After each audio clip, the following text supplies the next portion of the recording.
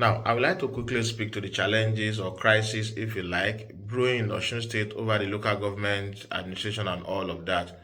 And in all modesty and with all sense of responsibility and honesty, I think the Osun State government of Governor Ademola Adeleke is blameworthy here on two grounds.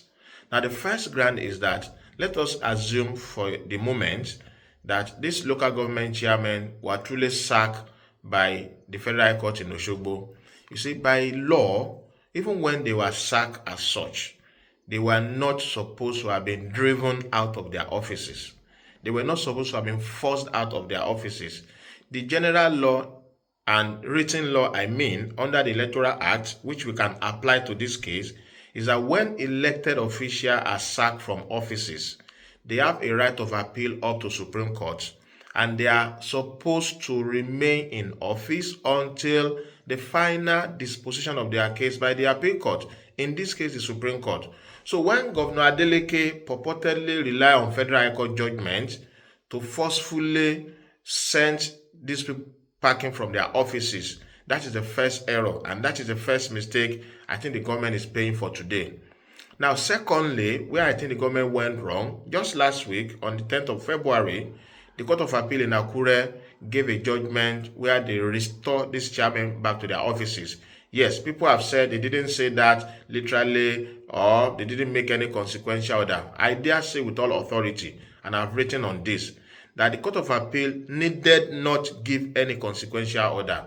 You see, when an appeal is allowed, they have implicitly granted all the prayers of the appellants in that case. So for me, when the Court of Appeal gave that judgment, the government of Governor Ademola Adeleke of Osun should have told the path of honor and dignity and respect for rule of law by simply abiding by the law. Now, people have said, well, there is another APM or APP case. The question is that, let us even assume for a moment that there are two conflicting judgments of the Court of Appeal. What does the law of Nigeria say about this? The law is also clear, and this is where controversy is also needless. Now, where you have two conflicting judgments of the appellate court over the same issue, like we have seen now, the law and Supreme Court authority, several authority, is that the last in time prevails. The last decision prevails. So in this case, there is really no issue or controversy. The government should have followed that judgment of the Court of Appeal simpliciter.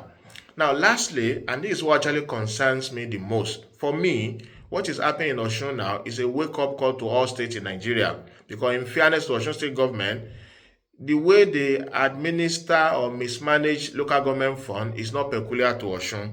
But now, I think Osun is leading the revolution, and I'm happy this is happening in Osun. Those chairmen are entitled to take their offices. We need good governance at the local government. We need true local government autonomy. We need local government to have freedom over their resources. And I give a simple example. My local government, Orolu in Osun, receives on the average, on the monthly basis, 250 million, 300 million on monthly basis. Go to that local government. You can only see a sign of that. Worse, whenever the community is in their need or challenge of anything, the local government is hardly able to come to our rescue. We have to begin to task individuals. Of course, they sometimes try and drop little, but how can a local government that is receiving 250, 300 million every month be finding it difficult to come to the aid of the community when they need 2 or 3 million naira? So basically for me, this is a wake-up call, and I welcome the development in Osun, and it should be done in peace. God bless Osun, and God bless Federal Republic of Nigeria.